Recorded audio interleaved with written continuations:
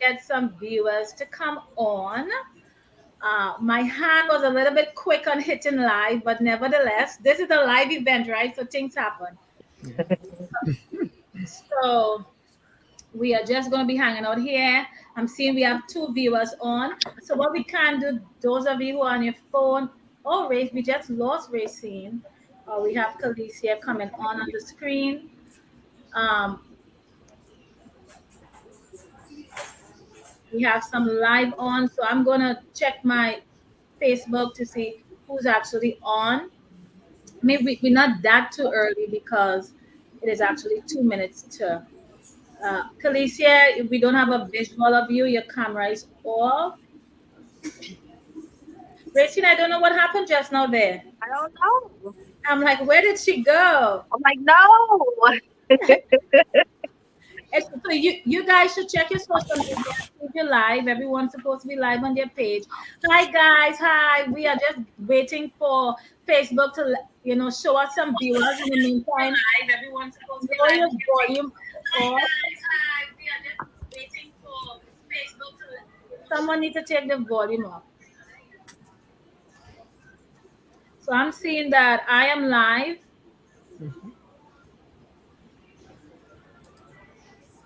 Racine. Okay, let me check Racine. I'll check.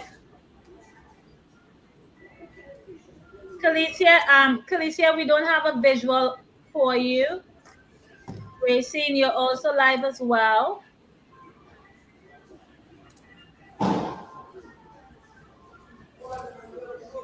Petra, did you check your page? Yes. I am live. Great. Oh, let me see if I could edit this.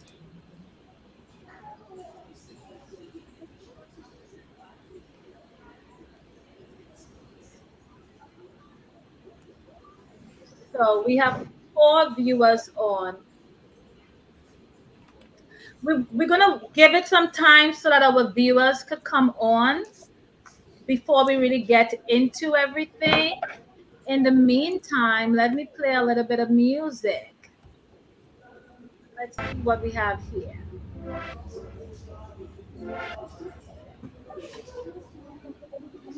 We are gonna use StreamYard music just to make sure Facebook don't, blood us out. That's their favorite thing to do.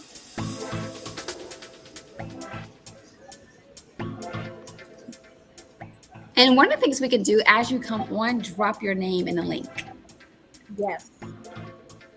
This way, if you're able to, because we're giving away a lot of prizes, so if you are able to drop your name in the link and you're watching live, you could drop your name and we're going to enter your name in the comments so that we can pull it. And at the end, you will be able to win a prize. So as you join us and as you come on, just be sure to drop your name in the Facebook comments or on StreamYard so we're able to actually pull your name and you can actually win. But you must be present at the end in order to do so. That's right. Okay, so we have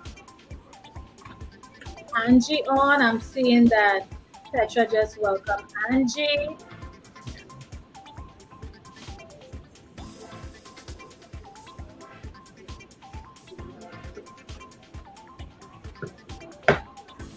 So welcome Angie. So you guys, again, we could interact with our social media. So I think we have one more person that's been waiting to join us, and we'll give that person a couple more minutes, and then I guess we'll just get started. I'm seeing that our viewership is growing. So once again, thank you guys for tuning in. We appreciate you guys being present with us today. I know today is Saturday. Today is a day when we could be doing so much of other things, but you guys are here, so we are appreciating all that. Also, it's a virtual event, right? So you can tune in from anywhere in the world. That being said, I would just like to introduce myself and to welcome each and every one of you for tuning in to our V.I.P pre-book launch and panel discussion. So my name is Reea Rodney. In fact, I carry a lot of titles in this space, right? Here in this particular space, I am the visionary author for this program. And we are just here today, as the event clearly states, is our VIP pre-book launch event and our panel discussion. And joining me today are a few of my dynamic co-authors. Now it's 15 of us in total, and we're going to divide this event in two, just to make sure we can have a tangible amount of time with our viewership.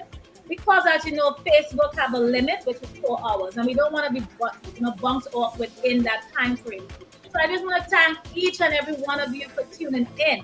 Now, as you're on, my viewers especially, I want to just ask you to please share this broadcast, tag a friend, and I want to encourage you to just put your name in the comment. Just say I'm here, because we are going to be giving away some prizes at the end, and I want to make sure that each and every one of you have an opportunity to win these prizes.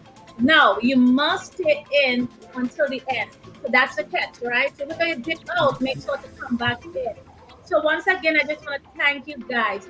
I just want to introduce, just by name, uh, some of my powerful dynamic authors that I have here. I have Petra Neckles, I have and I have Kelicia. So, and I also have Dr. Janell Jones, who is going to be co-hosting this with me today. So she's going to be like the one really getting deep into everything. So again, I want to thank you guys for coming in. Please share this broadcast so that we could get a lot of viewership coming in. So Janelle, I just want to give you, well, I'll give you an opportunity to introduce yourself, and then you will, take it from there and introduce the ladies, and then we'll get into the swing of things. Okay. So first, I want to say thank you so much for being here, and thank you for allowing me to host this event. I want all the readers, authors, and I said readers because y'all need to buy the book, to go and really pay close attention to these ladies' stories. They are dynamic. So what we're going to do is we're going to give you another big welcome, and we're giving away prizes. So if you want to win, drop comments in below on Facebook, on StreamYard, wherever you are, drop your comments. So I am Dr. Janell Jones. I'm a certified life coach. I'm a licensed clinical therapist. I am a speaker, and I'm a best-selling author. I am so thankful to have an opportunity to work and be a part of this dynamic group. We are here because you're going to really take a deeper dive into learning more about these ladies' stories, and most importantly, tools that you will use on how to overcome adversity. So we want to give you a big old, yes, I said big old fat welcome. So listen, you are here for the VIP virtual pre-launch book panel. So we're going to have a lot of questions that we're going to throw at the authors, because we are discussing 2020, the year all the limits were served, how to find optimism during adversity. So before we get started, we really want to highlight and thank the visionary author, Miss Reea Rodney. So I'm going to pass the baton over to Reea so she can tell you more about who she is, and then we're going to allow the authors to introduce themselves. So Miss Reea. Yes. Well, thank you once again. I like to first say that I am a woman of God. I thank God every day for creating someone like me, and also equipping me with his vision. I'm also in the professional space. I am an international best-selling author. I should say 4 times. I have successfully written over the years 21 books. And that is, one of the things that really got me inspired to do what I'm doing today. I am also the CEO of Dara Publishing, and I am a self-publishing consultant and book coach. So what it is I do in this space is that I help aspiring authors and also published authors to publish their books. So what I do, I birth visions, right? And we birth the vision in the form of a book.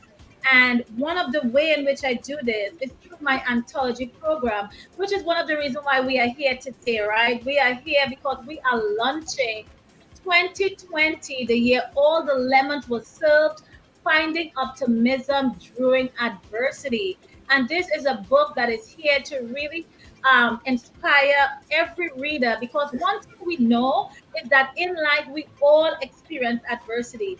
And we are here mainly to celebrate and acknowledge these dynamic authors who are here with me, who all have inherited the title, not only author, but international best-selling author on Amazon. And today we are doing what is called a VIP pre-book launch. So they are going to be sharing about their books, they're going to be sharing about their stories, and what we want from you, the viewers, to really support them. So if you have an author who you are directly connected to, then I want you to please support them. In the body of this live, the author website is attached. So I really want you to support these authors by visiting their website and purchasing a book. And if you've done that, I want you to say done. And if by chance you're new here and you're not connected to anyone, within this space, please support someone that God have laid on your heart, because these women have really dug deep and shared their stories. And you know what? They all have embarked on something new. So they're also first time authors. So let's show them your love and your appreciation. And once again, thank you so much for your presence. And please like, and share this event. Janelle, take it away. All right. So remember, if you want to win the prize at the end, drop your name in the comments and also make sure you stick around. Otherwise, if you snooze, you absolutely lose. So now we're going to really take a quick dive into getting into the stories. And what we're going to do is a panel discussion. So we have questions. We have questions that we're going to give to the authors. Either anyone can answer the questions one at a time, but whatever is left for the authors good, they're going to answer it. And then at the end, we're going to allow the audience to have an opportunity to also ask questions. And then we're going to have them answer those questions from there. So listen, when I tell you these stories will blow your mind just on how to overcome adversity, you will be amazed, because really right now we're all going through something. So what we're going to do is we're going to kill the music, and we're going to really start with answering their questions for the authors, because we really want to get into knowing more about their story. So the first question we want to ask is, one of the biggest challenges about 2020 is it really did not impact us mentally. So, can we talk about how 2020 caused an increase in mental health? And especially when we're dealing with different cultures and ethnic groups, and how that really played a part in the stigma about mental health. So, what do we need to know about what we went through in 2020, not just COVID related, but how did it impact us mentally? And why was it such an impact on culture or different ethnic groups? So, ladies, anyone can answer this question right now. How do you feel about that? Come on, ladies, don't be shy. Oh, we just lost someone again. But listen, as we know, right? When the pandemic came, everyone experienced so many different adversities. Not only that, we all feared for our lives. We all were at a place where uncertainty of making it to see the next month, we felt, we saw ourselves being threatened, right? And aside from stressing over our life, we were faced with job losses, and we were faced with people that we know that were dying. There was so much insecurity. And let's not forget, before the pandemic, as a whole, we all experience certain emotions that would allow us to feel insecure, that would allow us to have a mental drain, right? So I most definitely, I don't think anyone could say that during the pandemic that they found themselves being mentally strong. Even as a believer in Christ, I had to many times fall on my knees and ask God to eradicate these fearful thoughts, to calm my fears, to help me to feel confident in what is going on wrong. So most definitely we know that our mental health was challenged. And as we relate to the ethnic group, you know, um I think everybody felt, not think, I know that everybody really felt it. But we know that there are some people who felt it more because we had more things to worry about. We had our children to feel. There are people who working or living paycheck to paycheck. And just the insecurity of not having, it really affected us, in general. And I'm saying us because I do believe, in one way or the other, we all would have been affected. So definitely mental health is a big topic. And I'm happy to say that I'm seeing specifically in the Black community that we're talking more about it. But I know that there's so many people still that is afraid to acknowledge or to identify with the fact that they are struggling with some mental health issues. And we're seeing that right now with the crime, right? We're seeing that right now with all that is happening. So I want us to continue talking about that. And as we know in this book, we have people who talk about being depressed, who went through those different battles in their mind, and which is so important because some of these people are strong women of God. Some of these people are entrepreneurs and business people, and what I want people to take from this is that it doesn't matter where you are in life, who you are not exempted. And once we understand that, we can really allow ourselves to look at ourselves internally as a whole and see where we need support. Anybody else want to chime in on that? Oh yes, absolutely. And Miss thank Petra, before you do, yes. I need you to introduce yourself. Oh, sure. Hello, everyone. Hi, viewers. Thank you so much for joining us today. We're so excited to have you. We relish your support. My name is Petra Neckles, and I'm proud to say I'm one of the best selling authors on this platform. So, professionally, I work in human resources compliance. And in addition to that, I work in the youth ministry at my church as a teacher. So, I'm able to connect with people on a one on one basis, kids, share or feelings or emotions and so forth. And I'm so happy to be a part of this venture. I am totally excited. Thank you, Reea. Thank you, Dr. Janell, for offering the opportunity so we can be here with you live. And please, viewers, you got to read the book. I cannot emphasize more. You have to purchase it and you have to read it. You have to share it with others and just, share the link so they can go on and, because let me tell you, every reader is going to have some insight into the stories. You're going to be blessed in some fashion and you're going to be helped in some way because we all went through the pandemic together. None of us is exempt. So we all had our fears, our struggles, but here we are today. We made it through. So now, to answer the question or to add to the question that was asked, the mental health situation was definitely on a decline. To offer some data, the World Health Organization had some data that says there was a 25% increase in the mental health situation. And this is something else because 25 may seem like a small number, but for a mental health decline, that is big. And there were so many things that could have triggered that. Things like loss of jobs, loss of loved ones, fear. In my case, I had fear of getting sick. Thank God I did not, but fear for family members, as I mentioned in my book, fear that, they would become sick or fear that I would get sick and infect them. But thank God it didn't happen. But I say that to say these were all triggers of mental issues, grief. Some people lost loved ones through the pandemic or other forms of death. So, we have seen that mental health is on the rise. And for some of the ethnic groups that show that was more affected was the women and youth. The youth we had a decline because they were depressed. Remember the children, they had to do school remotely, which was something brand new to them. You're accustomed to being in the classroom, and then all of a sudden, you had to be locked in your homes, on the screen. Of course, we are thankful for the technology. That's why we can be here with you today.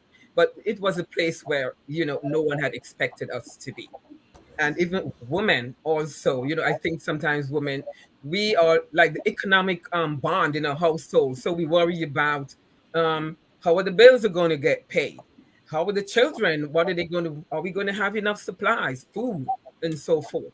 In addition, it was proven that people with other health conditions like asthma, cancer patients, they experience the effect so much more, and it brought them to a place where some of them were depressed, some of them contemplated suicide. Sad to say, but that's the honest truth. So what are we going to do about this? we're still in the pandemic, but thank God, I mean, we have come to a different place today, and we are not out of the woods yet, but we definitely need help in that regard. So the mental issue would not go to further decline, but we can boost and help people in some way. Amen. So, listen, first I want to thank Minister Angie, Rashima, Debs, Candace, all for joining us and commenting and being live. Make sure you're putting comments, putting your name so that we can enter you in for a chance to win. So, I'm so grateful that all of you here. But listen, you really have to understand when we're talking about mental health, it's just everything: anxiety, depression, suicide, homicide, ideation, all these things happened and really was heightened during the pandemic. So now what I want to do is allow Miss Kelicia to come on. And really, Miss Kelicia, if you have anything, go ahead and tell the world who you are, and then really tell us what are your thoughts about the mental health crisis that happened in 2020 and that's still happening now.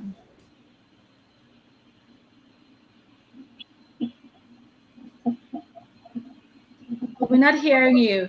Your audio.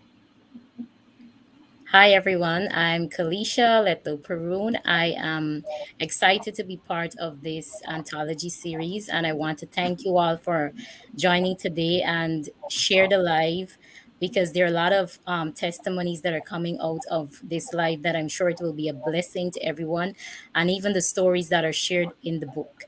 And I, to speak directly to the question that we're discussing, I would add that there was a lot of uncertainty, as we all know, in 2020. And I believe Ria alluded to, there's a way of thinking in certain in certain races or in certain cultures. And I know, for example, for people from the Caribbean, the stigma that is attached to mental health. And often when people from the Caribbean hear about mental health, the first thing that comes to mind is you're crazy or you're mad, right? And that is the extreme. So Yes. as Dr. Janelle said, it's not just being crazy or insane. It's things like depression or anxiety or fear.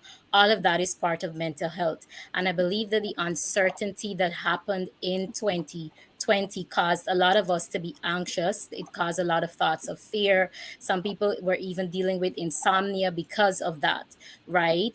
And because of the stigma that is attached to it in certain communities, it's very, people are ashamed. They don't want to seek help. They don't want to say, well, this is how I'm feeling or this is what I'm struggling with. And I think that in itself just exacerbates the problem. And we see that, playing out in so many ways in the increase in domestic violence, for example, because people were really under a lot of stress, right? With everything that just, unraveled in 2020. We had people lost their livelihoods. It was really, really difficult. And I think that is why it would be so good to get a copy of this book, because you'd see how people, the stories in the book, and how women who dealt with quite a lot, right, tragic loss, were able to overcome what the lemons and the challenges that they were dealing with in 2020.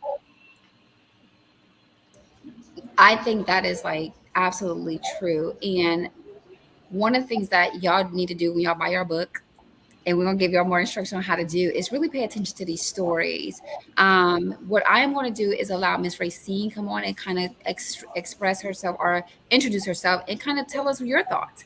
What do you feel like the mental health, what it was like, the stigmas and all that's going on with 2020, and how has it impacted us? Tell us your thoughts about that. Hi, Dr. Janelle. Thank you guys. I am Miss Racine Pugh. I am a mother of two beautiful children, two girls. I live in Atlanta, Georgia. I've been in the healthcare management, in the healthcare field for about 16 years. And so my thoughts on that is, like she was saying before, in our culture in the Caribbean, we just don't talk about things like that. And for me, when I was going through that, in the beginning, I kind of I don't talk about it a lot with everyone, but I do journal a lot. I do, I pray a lot, I meditate a lot. And it is something that we have to become more comfortable with, because I see, especially when the pandemic hit, it was such a challenge for everyone. And in our community, we're already taught not to talk about it. I'm happy to see that We are starting to talk about it more. We are starting to be open. We are starting to reach out. There's so many different platforms and so many different helps. There's so many different outlets that you can reach out to. I see even in the schools, we're starting to, implement that into our school system. So I'm happy to see that we are taking that step towards becoming a healthier world, not just a healthier version of ourselves, but a healthier world altogether. And so I am so grateful for that. I do want to say that, there are going to be days that you're going to be struggling sometimes. You're not going to have the best day. You're not always going to feel strong, but it's important to be able to say, hey, I need help. I'm not feeling so well today. Can you pray for me? Can you give me a good word? Can you give me a good website, a good quote, something that helps us to continue on our journey? So that's just my outlook on the whole situation. And as we continue our journey through this, there's so many. When I was reading the book, it's so many inspirational stories. I mean, I was jotting down so much notes because, sometimes our story doesn't help us anymore. It helps someone else. And so when I was reading over the stories, I'm like, okay, I like this. Let me write this down because it may help me sometime in my future, and it may help me somewhere down the road, just like it may help someone else. And so it's important. It's a beautiful book. It's so many beautiful triumphs and stories in the book. And so I advise everyone to go out and get the book and read all the stories because it's awesome, awesome, awesome. Thank you, Dr. Janelle. Oh, you're welcome. That was awesome. Now, listen, all of you are able to go and really show support to your favorite author by purchasing your copy of this book, which y'all need to get from their website. Now, let me be really clear with you, okay? There's 15 authors in this book that shares their stories. These stories are like, what in the world just happened?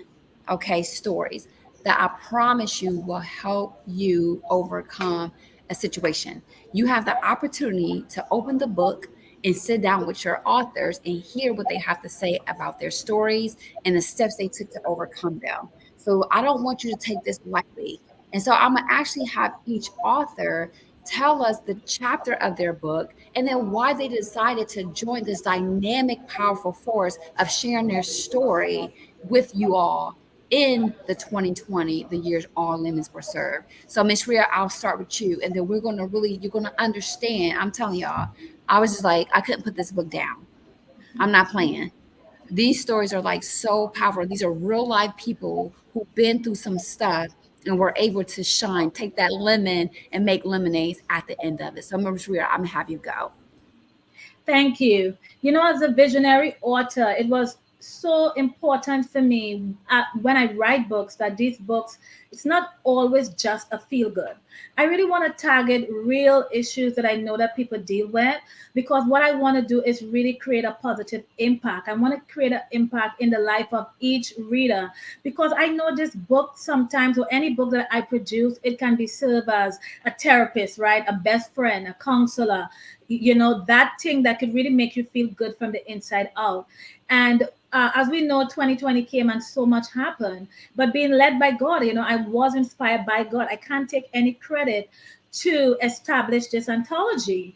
And it was so important because, as we know, again, adversity and the way we handle it is really sometimes that determining factor between life and death, right? Someone who is unable to navigate through this adversity, they could be that person at the brink of committing suicide, right? So it's so important that we understand that. And when I was crafting the vision for this book, Janelle and all the viewers, it was so important that this book really not only show our adversity, but it was important that it showed the brighter side.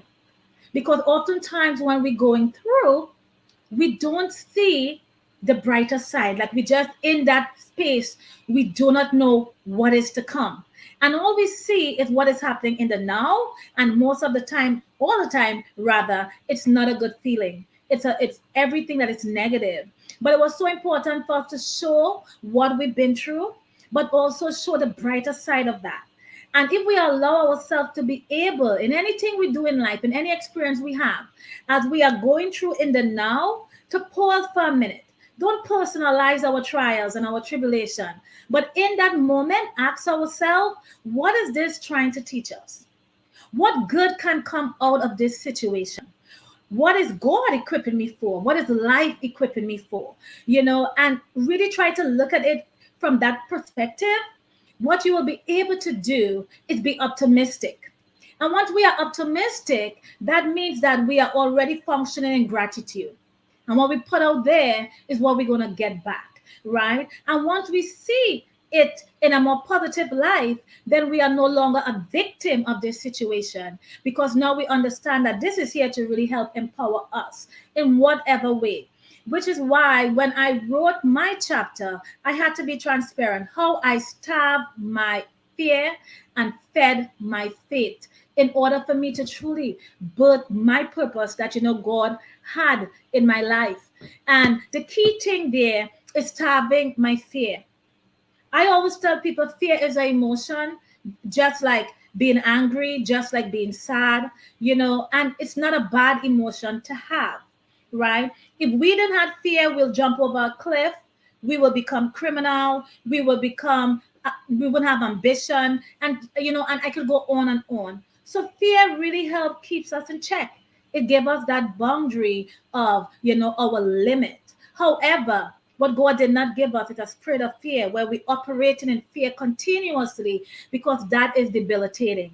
That could cripple us. That is sometimes right at the end of depression and mental health and suicide, because we're so fearful of what is happening in our life in the now, and we cannot see that brighter side. And as a result of that, then we become victim. So in my story, I shared while I was literally dying from COVID, having to be able to starve that fear of death because it was present.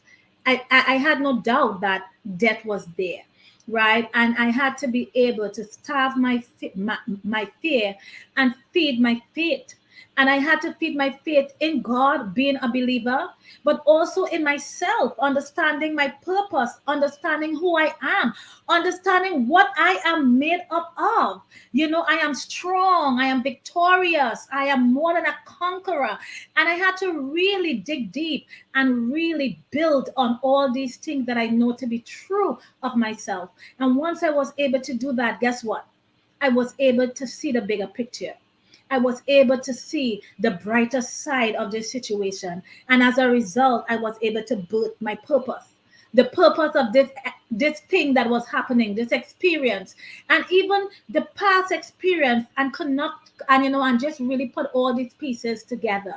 So the name of my chapter is, feed starving my fear and feeding my faith and giving birth to my purpose. And I know for a fact that when you read this chapter, it is going to empower you. You're going to cry. You're going to dig deep as well and look into your life and see some of those defining moments that perhaps you might have looked at as a negative. And you might be able to revisit those moments and find a positive in that space and even find healing. Or in the now, you could be able to look at yourself where you are right now and say, wow, I'm going to apply what Reea did. I'm going to go through her lens as I go through this situation. And I know that I'm going to find my brighter side. And that is what this chapter is going to give you. It's going to give you hope. It's going to give you faith. It's going to give you joy. It's going to truly help you to be empowered to continue to move forward. So, when we're summing it up, what she is saying is she was able to not do it afraid. She did it afraid. She didn't say she didn't do it without fear. She was able to starve it and feed her faith. So y'all need to get that book. All right. Miss Petra, really want to talk about your chapter and then also talk about why you joined this wonderful, dynamic, powerful anthology. Okay. Yes, I joined this anthology one because writing is my passion. And I remember when Rhea approached me, I said, I'm so busy, maybe I wouldn't have the time. But then I stepped back and I said, wait a minute, if that's my passion, I have to do something about it. So I accepted, and I have no regrets that I accepted that call and answered that call. Thank you, Reea, for the encouragement and say, you can You're do this, welcome. you can do this. And here I am again, best-selling author, BSA. Woo-hoo. So so yes, I answered that call and I'm so happy because it pushes me to fulfilling my dream. And my chapter is entitled Triumph Over Fear. And isn't it interesting that Rhea and I have a similar, line of so our stories are different, but the title is similar because it deals with fear and how to overcome. My subtitle is When Fear Shows Up, Turn Up the Heat on Your Faith. And afterwards, I'm like, wow, this is deep. So my chapter really speaks about fear and how I overcome fear in my story, how I overcome fear during the situation. Again, we already established that fear is a normal emotion. Even as Christians, we may think, you know, why are you fearful? You're a child of God. No. We know that God has not given us a spirit of fear because he doesn't want to feed into it, but fear is a normal emotion. But the key is, how do we deal with it? Do we embrace it and nurture it? Do we react? Or what's our response mechanism? How do we deal with that fear and not allow it to kill us, not allow it to bring us to our, detriment? So that's basically the tenet of my chapter. And how did I overcome those fears? I had fear of a few things: fear of maybe dying, fear of some loved one close to me dying, fear of maybe getting sick and not able to provide for my family. Fear, fear, fear. However, fear slapped me in the face a few times. But at one time, it seemed like I just turned the other cheek and said, slap me again, slap me again. But guess what? I am here because I rose up against those emotions. I just say, fear, you know what? I had to take a stand and say, fear, I know you were there. But guess what? I am not letting you get the better of me. I got my support system together. I talk it through because talking it through, identifying your emotion is very important. Because I realize sometimes we don't talk and we just bottle things up. And guess what? You're just waiting to explode. It's inside. You kept it inside for so long. You never said, you never asked for help. It's okay to ask for help. It's not a weakness to ask for help. Actually, it's a strength to ask for help because you're recognizing that you need help. Recognize that, yeah, I need help. I need to talk this through to someone. I need to connect with some family members. I need to connect with a prayer partner. I need to connect with someone who understands that we are all going through this together and the fear is real. So we can talk it through, we can support each other and say, well, okay, let's bang this fear and hit it hard, knock it down, and don't let it get the better of us. So readers, I don't want to tell you more because then how how are you going to buy the book? I have to let you leave you at a certain point. You're like, I want to hear more. So the only how you can hear more, hit the website, purchase the book, and read and dig deep into those stories and be blessed, be inspired. When fear shows up, turn up the heat on your face. And guess what? Fear will die a serious death. Amen. Now, let me take you somewhere to the website. That's the link. Go ahead and push it. Find your people. Be led to the person if you don't have a person, and go ahead and purchase that book because the stories are so detailed that you'll be like, wait, what happened?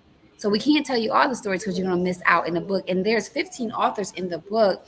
So you are going to be like this. You're going to, I don't have a book, but you're going to be so plugged into it that you're not going to want to put it down. But here's your opportunity to go ahead and purchase a copy from your person or whoever you're led by. And if you're just joining us, please make sure you're putting your names in a comment so you can actually win a prize. And you must be here at the end to do so. So now we're going to take it over to Miss Kelicia. Please tell us your chapter and also tell us why you decided to join this dynamic, powerful book anthology. Hi, so the name of my chapter is Created to Win, Remember Who You Are. And I chose that title because that is what I had to do when I was faced with all the challenges in 2020. I had to really dig deep and think about the fact that God don't just create us for, create for us to just exist. We all have a purpose. We're created for a reason. And when you think about it, you know, every one of us has a unique thumbprint, right? And that just makes you realize how much God really values us, that we're all different. We're all humans, but we're all different. And there's a reason for that. And I really had to reflect on my life and think about, okay, Kelicia, why are you here? And think about purpose and remembering the unique things about me, and the gifts that God has given to me, the talents He's given to me, the way that He's made me. So I really had to look inside and reflect on those things to overcome those challenges.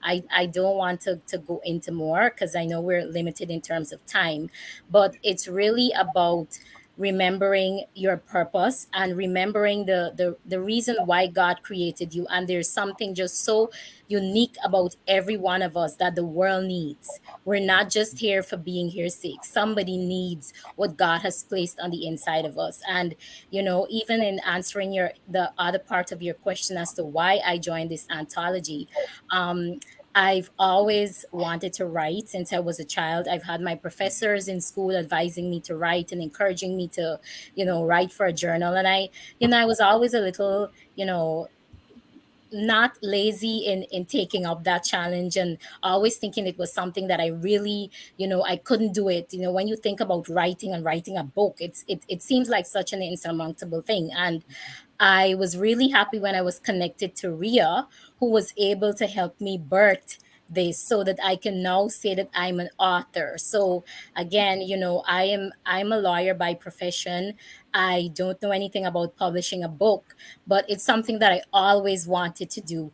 And I was able to do that through my connection with Reea. That is where she's gifted. That is where she's talented. So, that is how we're all connected. God created her that way.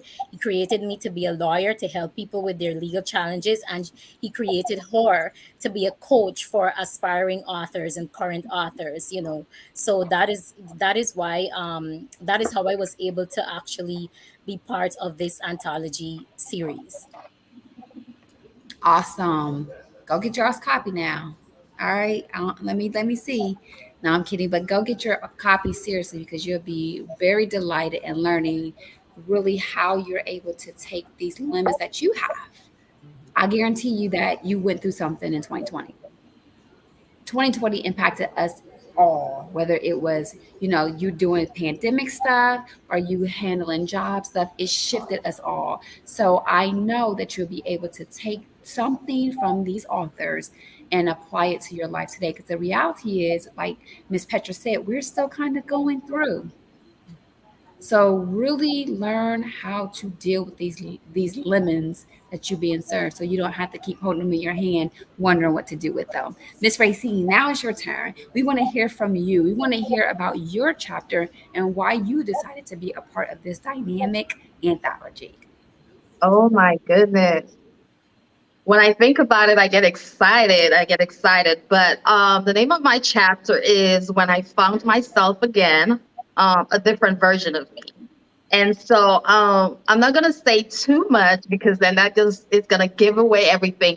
But when 2020 hit and all the challenges that I was facing, and with all that, being locked down, being inside, isolated from everyone. And then, you start looking around at the ceilings and you start wondering, when am I getting out of here? And you're faced with all your thoughts and you're faced with all your emotions. And then you realize, hey, who am I? And so that's where the name came from, When I Found Myself Again. And I can't say much about it because then it's going to give away everything. But I do want to say that I decided to do the anthology after he approached me because what's the good in going through life and going through so much challenges and overcoming so much challenges and no one ever hears about it and it never helps anyone. And if you don't say anything, then it's at loss because you go through things in life not just for yourself, but it's also to help someone else, to show other people that regardless of what you go through in life, you can overcome, you can rise above the occasion. You can become a better version of you despite going through all those challenges, despite having to face adversity. You will. And if you buy the book, you will see that, what I went through. And here I am today, a different version of me, a better version of me, a more healthier version of me, a happier version of me. And so if you get the book, when you get the book, you'll see all the challenges. And here I am today, fearfully and wonderfully presented to you today. So that's my chapter. And that probably needs to be everybody's chapter after going through something so dynamic. So make sure you guys really go. And I know I say this a lot, but they're so powerful. Their stories are so powerful. So you have the links. Go purchase your book today. So I want to thank you all for sharing more about yourselves. And I want to thank Peroune for even being here. So thank you, Peroune, for showing up and being a part of this dynamic VIP party, our pre-launch. We thank you so much for really supporting us. Now what we're going to do is we're going to get into answering more questions for the authors. So now the next question is, many people experience losses in 2020. This is really different aspects, from deaths to jobs to businesses to friendships, right? How were you able to identify the losses or failures and process them? Tell us, how were you able to do it? I guess I'm gonna go. I'm gonna lead. I was leaving it for these beautiful ladies to take the lead. Again, when I look at these questions, I feel it could just have one answer, right? Because it's so connected. So I have to be very thoughtful, in bringing something new. But most definitely, for me, I'm gonna always first revert back to my faith, because sometimes when I don't comprehend it, I just have to say to myself, God, you're in control, and you know exactly what is going on. But there are also times as a believer when I am baffled, when I am lost, when I'm trying to really identify with what's going on. And I'm mindful that even as our readers come, that not everyone is going to have that built-in faith system or be at the same level with faith. So it's so important that even as we be transparent in this book and we share, one of the main thing was that we offer a variety of solutions, right? One thing I know about this body of women here, all these dynamic co-authors, is that we are all believers. And it's so easy for us to really put all our faith in there. But we also are mindful that there are people who are going to read this book and they may not be at our level. They may not even have faith at all. So how do we deal when, we experience all these different losses? It's so important to really process. I remember, I'm going to share this story years ago, being an immigrant here in this country, and I wasn't really, settled here properly as yet. So I was very unstable, and I had a job, and then I experienced a job loss. And I want to tell you guys, I was in fear. I didn't know how to feel being here, being undocumented, knowing that I need this job. My family home is relying on me, and I had so much fear built in.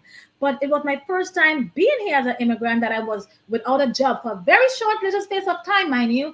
But I start to worry and worry and worry. And oftentimes when we deal with uncertainty and losses, be it health, debt, I could really touch on all those things because I've experienced it. We tend to really get into this place of paranoia and worry. And I was in that place. And I remember talking to my sister one time. Now, I did get some jobs, so I was making income and I had the money coming in, but I was fixed on being a full time employee. So I felt like I was unemployed because I had a little cleaning job here and I had a little job here. But what I was missing the big picture was that I was getting money coming in and I was able to do what I had to do. And I remember my sister, Rhonda, she said to me, she said, sis, one day at a time. She said, one bill at a time, one situation at a time. As I'm saying this, for some reason, I just got a little teary, because I want to tell you guys, it was a life changer for me. I'm talking about probably 12 years ago, 13 years ago. That word, it did something for me so deep. one day at a time, one situation at a time, one bill at a time. And that is how I have continued to live my life. So when a situation presents itself, I say one situation at a time, one issue at a time, and I look at it and then I try to process, how can I deal with this? And oftentimes as a coach, when I talk to my clients or kids, right, we love to use this affirmation, right? I can do all things. And as believers, we like to say, I can do all things through Christ who gives me strength. But it's all good to say that, but we must step into the how can I? If you don't ask yourself that question at the end of that affirmation, you are not going to be successful. That affirmation makes you feel good in the moment. And a few minutes after, a few hours after, a few days after, you go back into that same place of being complacent, of being insecure. It's like you go to church and you hear that sermon, and oh my God, you were feeling the Holy Spirit. You were shouting, you come home, you're energized, and by the time you go to bed and you get up, you have all this life back on your shoulder. So if you don't ask yourself, how can I? You don't get into that place of action, of taking action so that you can have success. So I have developed this way of when life tosses me lemons or when things happen, be it my health, be it my wealth, be it my friendship, I stop, I affirm myself, and then I ask myself, whatever it is within that situation, how can I, or what do I need to do? So when I dealt with debt, I grieved, I cried, I allow myself to feel that because it was so important to go through that normal stage of grieving. But I also understood that I can't continue on. So I asked myself the question, how can I process this? Or what do I need to do to help me deal with this? So whether it is putting on some music when that feeling of sorrow comes my way to make me feel empowered, then that is what I did, right? That is how I dealt with the losses, or that is how I dealt with the experiences, the various experience I went through during this entire COVID. But it's not just 2020, right? While we focus on 2020 because we know it's such a relevant time and we know so many people have been through so many different things in general, right? So I've allowed myself to ask myself, how can I, or what do I need to do? So I do that self introspection, I do that self inventory, and sometimes I do, my own little like, okay, what are you made up of? Let me see what tool I have there, what gift I have there, and again, communicating with people, finding that person that you could connect with, finding that thing that can really help you in your time is so important when we are processing, when we are dealing with loss or failure. And this formula or technique or tool, however you want to call it, that I use, it really helps me. So as a believer, of course, I submit myself into or submerge myself into the word. I love gospel.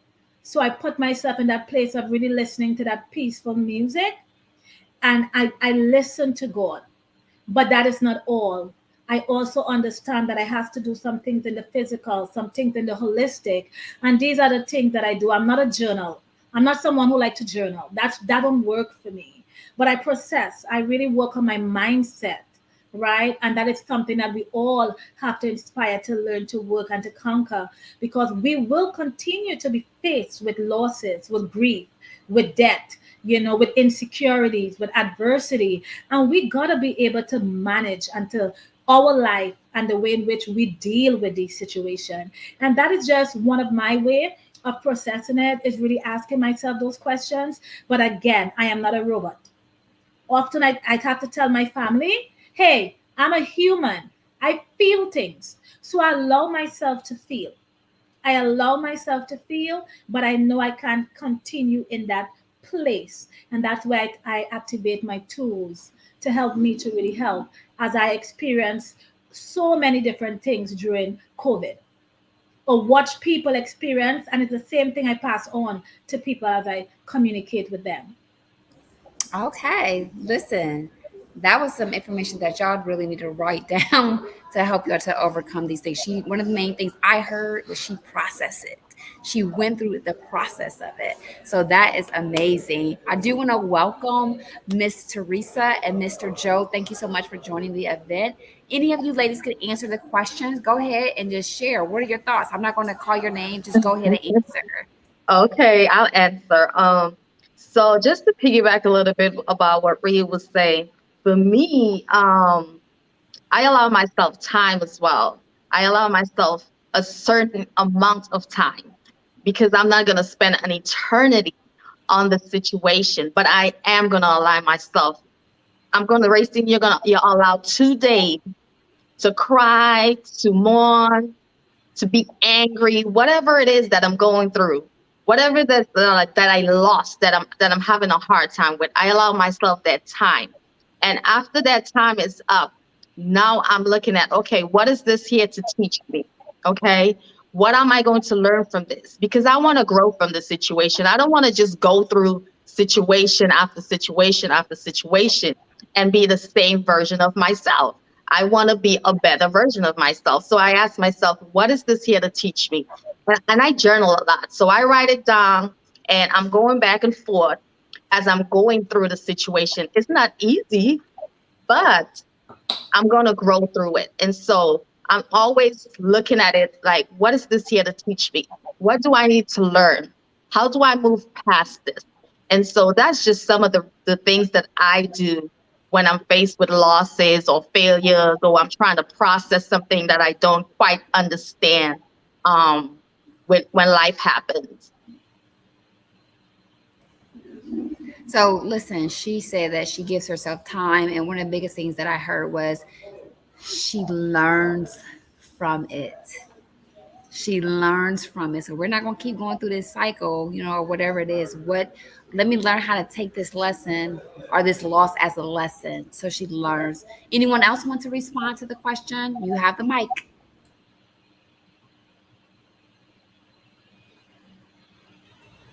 I just want to add a few nuggets to that, just to say that it's important that we acknowledge the emotions that we go through. Acknowledgement is fine. It's okay that we, because if we don't acknowledge our emotions, how can we then process those emotions? So first we acknowledge, we accept the fact that okay, this is real. The situation is real. And my sister before mentioned, sometimes you cry through it. You may cry a river, you may cry a stream, or a teacup full. But however you can just release those emotions, it brings some sense of healing, healing, and it wouldn't last forever. I have learned that situations may not last forever, but when you push through those situations, you push through the pain. At the end of the pain, there is some birth process taking place, some outcome that is going to, be to my own good, not to my detriment. So, readers, again, I encourage you, purchase the book. In addition, you will learn that how, you just go through, in going through those emotions and those situations, you connect. Again, we have to connect. We are social beings and we can't get away from that. Yes, we were social distance, during the whole pandemic. However, we were able to connect somehow socially via Zoom, via various technology, various platforms, and that was encouraging. But again, we have to let go at some point in time and say, you know what, I need to step up. I need to up my game and say, I cannot live in this state forever. I cannot be downtrodden forever. I have to rise up because life goes on. Life never stopped during the pandemic. Never did. It never waited on us. So again, let's just do what we need to do. And we have to also understand that we cannot control everything. Everything is not, God is the only person who controls everything. The next moment, we don't know what it's going to bring to us, but we can only control what we can control. So let's live now. Let's live in the present and not worry about the future. And that's how I really try to process, the situations and the adversities that hit me or come in my way. So I encourage you, find some time to do the same. Well, I love that you said, to acknowledge it. So, kind of like, I love the process of acknowledging it. And then, like Miss Reea and Racine said, to process it. First, let me talk about what I am feeling. I'm angry, I'm upset, I'm scared, I'm disappointed. Then let me go through and process those feelings of whatever it is. And then one of the things you said is we can't control it. Listen, when the pandemic, I don't know about y'all, I was in my mind imagining, okay, we start the pandemic. It was there in January, but by March we were on lockdown. At least in Ohio, we were on lockdown by March. And my thought was we would be done with this pandemic by June. No, first it started by May. I said we're gonna be done with this pandemic by May. Then it was like, okay, we're gonna be done by September, but we were not. And like you said, we can't control it. So we have to really learn how to work with what we have, because there's only a little bit that we can control. So I really, really love all of your responses to that. Miss Kelicia, do you have anything to add to that? If not, it's okay. If you do, go ahead. If we don't, we'll move on to the next question. Yes, just quickly, like I did all the things that the other ladies mentioned: stop, pause, acknowledge what I was dealing with.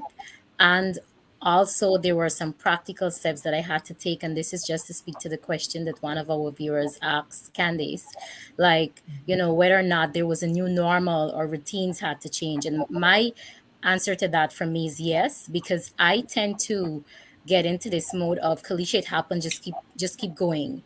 And in 2020, I lost people that were close to me, and I got to the point where I was just think it's like it was becoming, okay, this is what is happening. I didn't stop to acknowledge it. I just kept going. Like I would get the phone call that this person died, I didn't cry. It's I got into this mode of, oh, it happened, just keep going, just keep going. And that is not healthy, because you need to stop, acknowledge that this is happening. I was just burying things, right?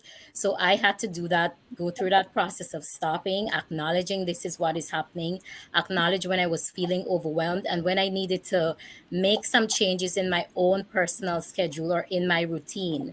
Because when you're feeling overwhelmed, you can't keep going at the same pace that you normally go at. So I had to stop throughout that 2020 and even into 2021 and make some changes in my routine, because we were all locked at home, and, try to do some things that we weren't connected to our families the way we were.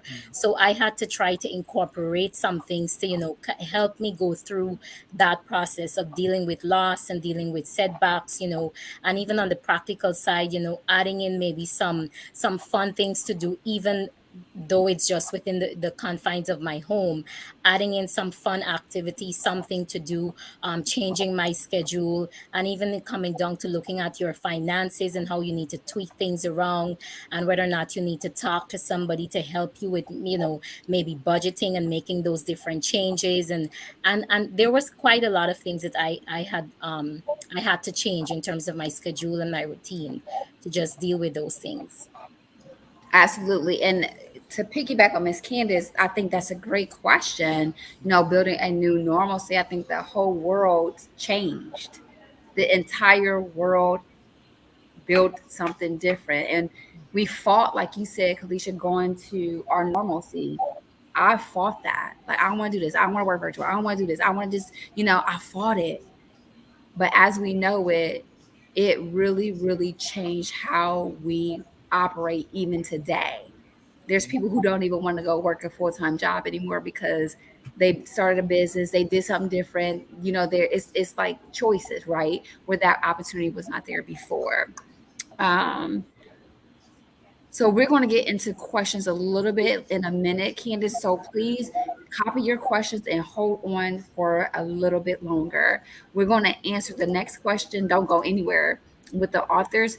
The next question we're going to talk about: adversity is a subject everyone can relate to, no matter the age, the gender, the class, or the race. What is a technique that helped you overcome adversity in 2020? So you could just tell me one thing that helped you, one thing you did in 2020 to overcome adversity. I'll go. I'll go.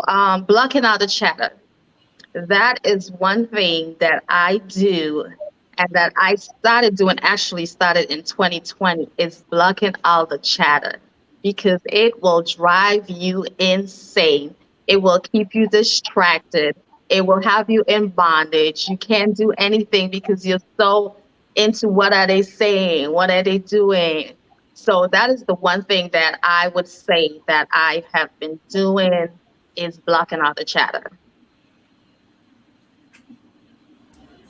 You guys can go. I love that though, because you're right.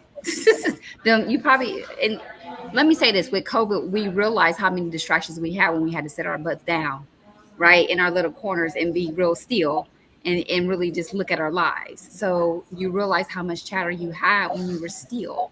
So anyone can answer that question. How were you able, what technique did you use to overcome? Well, I'm gonna chime in. You know, my life is an open book. If you know me, if you follow me on social media, if you read my stories, I'm very transparent. And I've had my fair share with adversity. So when 2020 came around, to be honest, I'm like, bring it on. Of course, I'm afraid, but I'm like, let me just see what do I have in my arsenal, in my backpack. And one of the main things that I have learned during my years when I was sick, actually, with fibromyalgia, and it really honestly helped me to come into to come into a place where I was healed, literally healed by a sickness that had no cure, was being able to have gratitude. And gratitude is something, to me, if you could be going through, but you could still find something in that moment of whatever it is you're going through to be thankful for, it really changed the atmosphere. And gratitude is most definitely one of the technique that I use. I remember it had times when I would get up in the morning when I was sick, and I'm alert in my head, I'm awake and I'm ready to start my day, but my body is delayed. My limbs are still numb. My arms are still numb, and I'm literally almost like semi-paralyzed a little bit. And I'm waiting for that part of my body to get up. And it had a time when that particular experience would have had me so depressed and so angry because I'm just so tired of my life and why me? And it is how I have to live. And I really had that pity party only until I developed this ability to be thankful, to show gratitude. So when I was in this space of being so uncomfortable or being uncertain or just being unhappy or being in pain, I reminded myself, I said, Reea, these limbs will move within a few minutes. But what about the people who can't even feel their limbs? And I allow myself to be in gratitude. While I live in that pain, I'm like, you're living. It may not be the best, but you're living. How many people died today? And again, it's gratitude combined with changing your mind.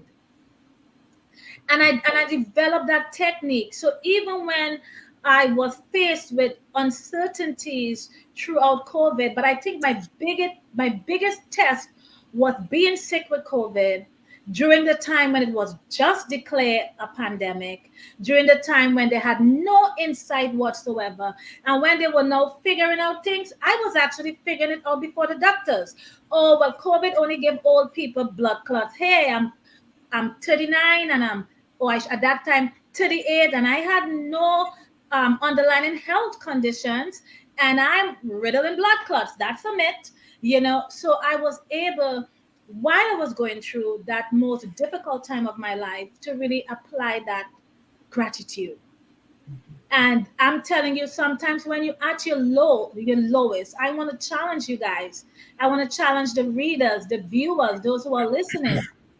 Take yourself out of your situation for a little bit and find gratitude in the midst of that. And I'm not saying to look at other people's misfortune and say, well, at least you're here. But sometimes when you're being buried and you just don't know what to do or how to feel, looking at life, looking at what other people are going through and where you are, sometimes you realize that, you have a lot to be thankful for. No, I don't always tell people be gratitude, have gratitude, because I understand that we all go through and we have to find that place. We have to come to that realization. But I'm telling you here, this is a technique that I use to help me to overcome adversity. So that was why the title again, because everything we talk about, it brings us back to the book. That is why 2020, the year all the lemons were served. When we think about that old phrase, right, that we grew up with, that is still relevant to today. When life give you lemon, what do? You make lemonade. But not everybody has that ability. So you need to be someone who has gratitude to be able to see, hey, I got lemon. This is not really what I wanted, but I'm going to make it work. How am I going to make it work? You ask yourself these questions and you start to really dig deep. And sometimes it might just be understanding like, hey, I can make lemonade, I can make, lemon pie, whatever it is you got to do. But that first inspiration really come from being or from showing gratitude. So most definitely, it's a key that I use a tool, a technique to help me to Yeah. overcome adversity. So I just want to share that. Miss Petra, you had something? Thank you so much, Reea. Yes, thank you. I just wanted to add one of the ways that I really, address that or approach this is to engage in some self-reflection. And I see the at the time I do that, I, tend to look at things from a different lens, with a measure of positivity, a measure of optimism. And I said to myself, wait a minute, this is adversity, but this in itself is a chance for an opportunity for me to rise above that situation and say, you know what, I can look at this differently. I don't want to take things for granted anymore. The things that we think sometimes that we need so much or just met once and we didn't need it at all. When we assess our situation, we say, wait a minute, I'm trying to go down and be down and out, and then this person is experiencing even worse than I am. So again, I am thankful. I have that attitude of gratitude, as Rhea mentioned earlier on, and just change my mindset. Think optimistically instead of calling it pity party, and then you have a whole group of people in a pity party in the same situation. None could help the other. That doesn't help, my friends. But let's change the mindset, that shift in our mind, and say, wow, let me look at this differently so that I can help someone who's going through a similar situation. And that's how I see it, really. Awesome. I have something. Listen, we're collectively adding all these together. So I do want to welcome Miss Jennifer. Thank you so much for joining us. Miss Kelicia, what do you have? Do you have anything for the mind or for the techniques you use? Yes, I would definitely stay focused. Focused on your goals, and that's why having goals written down is so important. And for me, what I had to do was be laser focused on those goals, and realize that whatever the adverse situation is, it's not a period, it's a comma. It's just a setback, it's just a pause. It's not the end of everything, and I just had to come to that realization. It's a setback, Kelicia. This is just a pause. It's, it's not the end of the road, right? Take a break, understand what is going on, acknowledge what is going on. If you need help, seek help, and just try to figure out how am I going to overcome this bump in the road? How am I going to get over this hurdle? Because, again, it's just a hurdle, and it's just a matter sometime of getting help or figuring out how to overcome that hurdle, but staying focused on the goal. Absolutely. So, listen, if you're just joining us, you are here with the VIP virtual pre launch panel discussion for our lovely authors of the 2020 The Year Our Lemons Were Served, How to Find Optimism During Adversity. So, if you're just joining us and you want to be a part of the prize winning opportunity, drop your name in the comments. Thank you so much for. Let me tell you what I've got. So, remove the chatter, gratitude, self reflection, and we also have stay focused on your goals. So remove the chatter, gratitude, self reflection, and stay focused on your goals are techniques that the author's giving you to help you with overcoming your limits. Our next question is, although 2020 wasn't fully bad or all the way bad, we know that all of the authors, you had to make lemons from your adversity. What ingredients did you need to turn your lemons into lemonade? So tell us, what did you use?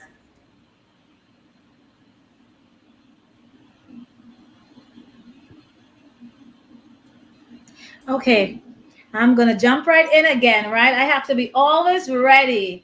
So Like I said, I think probably two question up. I really think all of these questions I could say the same thing, right? I can literally say the same thing. So I have to really allow myself to really think deep, so that I could offer, different solutions. But I was trying to pose a question up at first so that the viewers could also see it. So again, when we look at the fact that, when life gives us lemons, we make lemonade. How do we do that? Right? How do we really do that? Everybody has to really process what is their strength and what is their weakness, because we all have strength and we all have weakness, right? My weakness might be that I'm a warrior. My weakness might be someone that I struggle with anxiety. My weaknesses might be that I need everything to go as planned. Someone who has OCD, everything needs to go according to plan. If one thing goes off, then that just changed everything. And I know that because I associated with someone who had it. And I mean, they even went into full blown PTSD because things didn't happen the way it was supposed to happen. So it's so important that you really understand and know who you are. What are your strengths? What are your weakness in this particular situation, right? With every life will give us so many different adversities. It will throw us so many different things our way. It might be a problem with our kids today. It might be something with our finances. It might be something with our health. It might be something with our job, or with our friendship, or with our loved one. So whatever is that situation, I would say ask yourself in that space, like, what is your strength and your weakness here? Understand it, because if you're someone who move by emotions and get really angry, perhaps one of your ingredients might be to pause, step back, Yeah. allow this, give yourself some breathing space as you deal with the situation. If one of your strengths is to listen, and this adversity or this situation or this lemon requires you to be on the listening side of things, then you pause and you listen, right? Likewise, some of your ingredients might be incorporating your faith. It might be praying. It might be journaling. It might be talking to a friend, right? Whatever it may be, you got to really first stop and you need to ask yourself as you face with this situation, what is my strength? What is my weakness?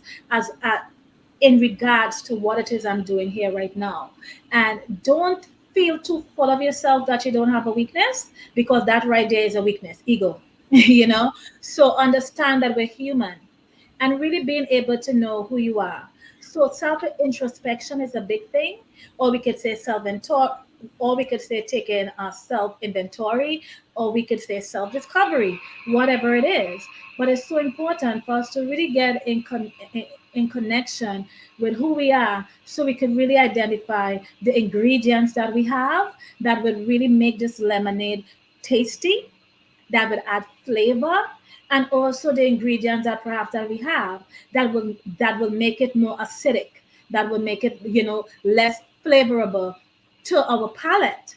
And then we have to take the steps needed to help us to really be able to deal with that situation. So with everything that we do, it's all about really understanding who we are.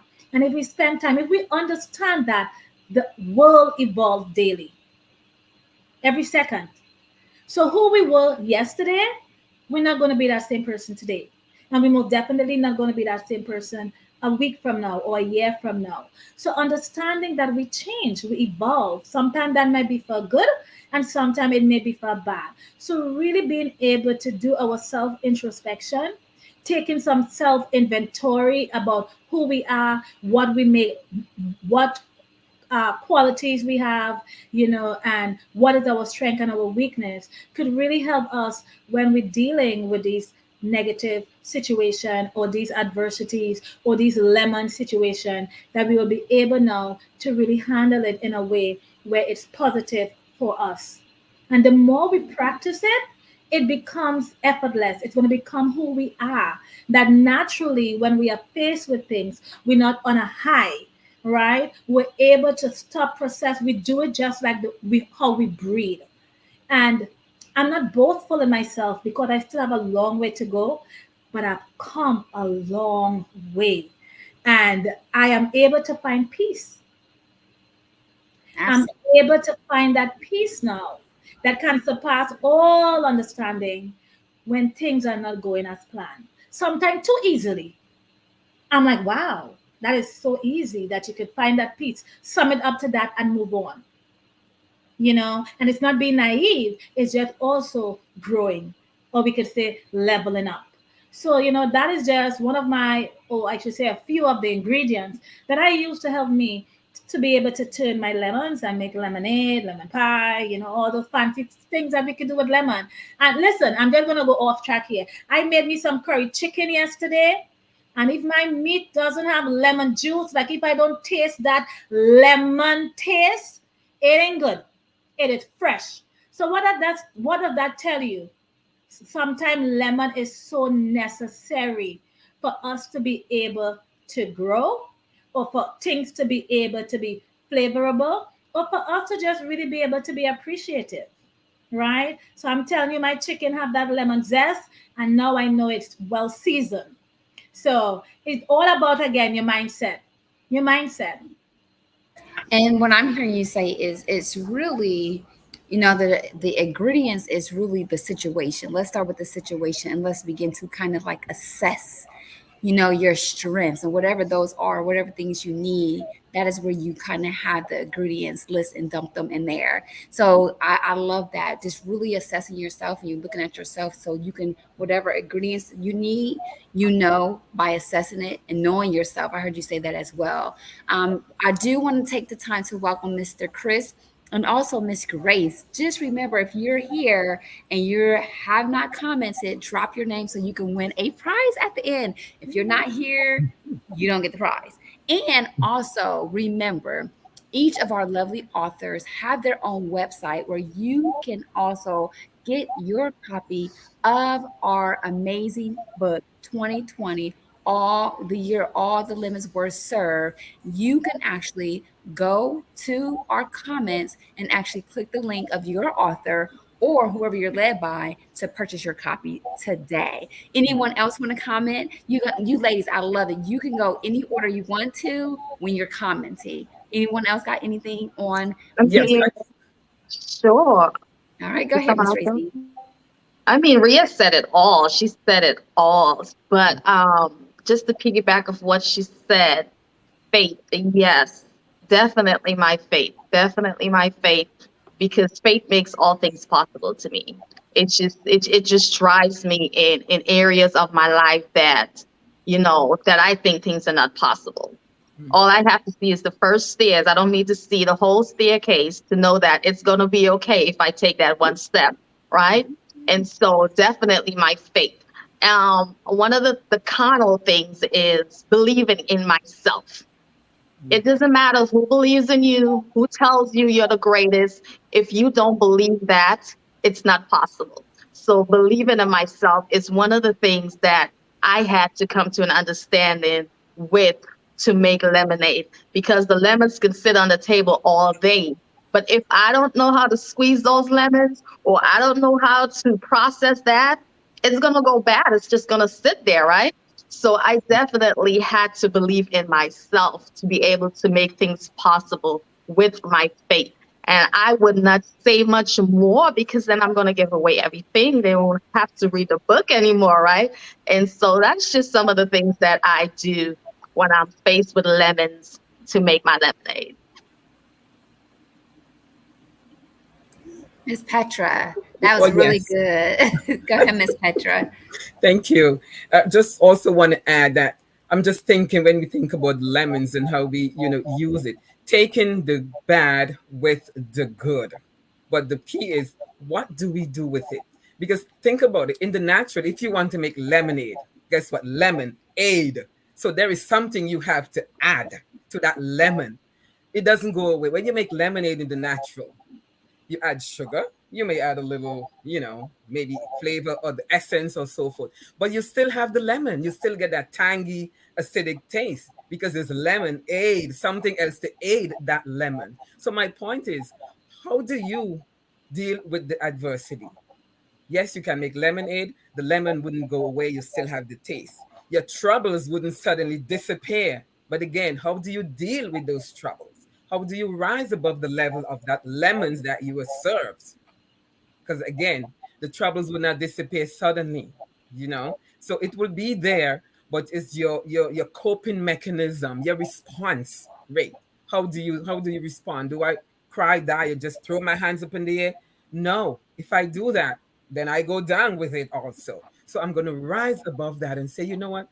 There is adversity, there is bad, but I have to see the opportunity in that adversity. I have to see how I can use my lemons effectively to help me and to help someone else. So that's what you're going to learn in our books today, ladies and viewers, gentlemen, everyone on this platform. Guess what? We're not going to tell you too much more. We don't want to give it away. So, hey, do what you need to do. Hit that button, hit that like, and just go there and purchase. But we so relish your support. So use the lemons, make some lemonade, make some lemon pie. Oh, that's another thing I love. Lemon pie. You see, it gets better and better. So you can use those lemons, use your adversity, and see the opportunity. Listen, my favorite thing to say when I feel like people are dropping gems, probably because I grew up in church, is pass the collection plate. So if you listen to any of my podcasts or anything like that, I'm always like, pass the collection plate, because they are dropping some real gems on overcoming adversity. Just the lemonade, that lemon taste. I know when I season stuff, I'll put lemon juice on it so it can really seal in that, that flavor. So really look at or really think about how these ladies are sharing with you their own information to help you. I don't know about you. We've been here for an hour and a half already, and I swear there's like a notebook and a half of information that you need to have just from listening to their stories. Seriously. All right, Miss Kelicia, do you have anything? Because you be dropping it. So if you have anything, go ahead, Miss Kelicia. I just quickly add transparency and humility, because sometimes we think, what is this person going to think if I share with them this is what I'm struggling with? Or, I don't want this person to help me because I don't want them to say, well, oh, I help you in this situation. So, there's a whole lot of pride sometimes that we deal with when we're going through stuff, and that will just hinder us. So I would say, you know, if you have a problem with your car, you go to the mechanic. If you're feeling sick, you go to the doctor. If you're struggling mentally, emotionally, or in any way, just reach out to the right resource. Be transparent, be humble. Everybody needs help at some point. So that would be my contribution. And I think I have to say, and this is why I love how you guys are vulnerable in your stories. We're in a world that is kind of plastic. A lot of things that we see are like fake. Let's just be honest, right? It's very refreshing to see someone who's honest, who's authentic, and who is humble. It's very refreshing to see that. And if I have children, right? They are adults. My children are adults, but even still, when one of my kids are grateful, it makes me want to give to them more, right? It makes me want to do more for them when they have that gratitude or when they're humble. But when you come into me with an attitude and you stink and you're plastic and you have the shield, I don't want to do as much. I mean, this is children, this is people, anybody, right? In general, it makes me want to push back. So the more you're transparent and the more you're open and the more you're able to share with people, the freedom that you provide yourself is the same freedom that you give others the permission to be themselves. So when we're coming here and they're sharing their stories and they're being vulnerable, this is true freedom. This is true liberation, not just for them, but for you. So you have to make sure that in everything that you're doing, that you're being authentic with yourself and with all those around you, because it gives them permission to do the same. And if you're just joining us, we're here with the VIP virtual pre-launch and panel discussion for the best selling. Let me go back, rewind. The international best selling authors of 2020, the year all the lemons were served. How to find optimism during adversity. Please give these ladies a hand clap before we even move on to the next question, because ladies, you are dynamic just for you to be here and share your stories. So audience, if y'all can drop in the comments, drop a emoji, drop a hand clap emoji, and comment something to celebrate these beautiful ladies on sharing their stories and also giving y'all gems with the collection plate on how to overcome adversity. I want to see them comments lit up with some sort of emojis. Let me see them. Drop them, drop them, drop them. And then while we're doing that, which are emojis, we're going to go over to the next question. Now, again, because we're focused on overcoming adversity and they're sharing their stories with you, we also want to talk about hope. I'm gonna have to tell you, when the pandemic hit, I there was some hope absolutely lost, especially on my part. I'm gonna tell you, I'm gonna be honest, I'm gonna be transparent. There was some hope lost. But you ladies in your story share, even though there are moments in your lives that you lost hope, where you was on a bed and the doctors are saying you're dying, where businesses are failing, where things are happening that is like, what is going on? You kept your hope. How were you able to do that in the midst of adversity? And you know what? To be fair to Miss Reea, I'm gonna have Miss Kelicia go first. I would say for me, it was celebrating others because I had my own personal setback. I had all these grand plans for 2020. And then, COVID happened and just everything got put on pause. And during the initial months of the pandemic, I had friends who were dealing with, different issues. And, just being able to see, even though I was dealing with my own struggle, right, I had the opportunity to see other people overcome, right. And we can get into the thinking of, well, this is happening to, why are they being able to advance in whatever they're doing, but I am struggling, right. And you can get into that whole even envy or jealousy or pity, but I didn't allow myself to go there. So I just, I was connected to people who were winning, and God was just being good to them, and I was celebrating their victories, and that just kept me going, because you understand that if God can do this for them, then he can do it for me. And there's something that I always think about, that I believe it's TD Jakes who always says this, that whatever you celebrate, you attract, right? So I think that is so important, that when you find hope in other people winning and other people advancing in their lives. And I think that is one of the things that kept me going through the pandemic, because I look and I saw, well, if it's happening for them, then it can happen for me. I think, and that's hard for some people to kind of like even just celebrate others because they're so stuck on themselves, right? But that's a good way to get out of yourself by helping someone else or seeing someone else win and really being happy for them. Like you said, if we're stuck, it's not happening to us, and what about us? Then we are attracting that energy, and that is what's causing us not to be where we want to be. That is very dynamic. So who's next? I'm not going to pick. I'm just going I to have go y'all next. go. So for me,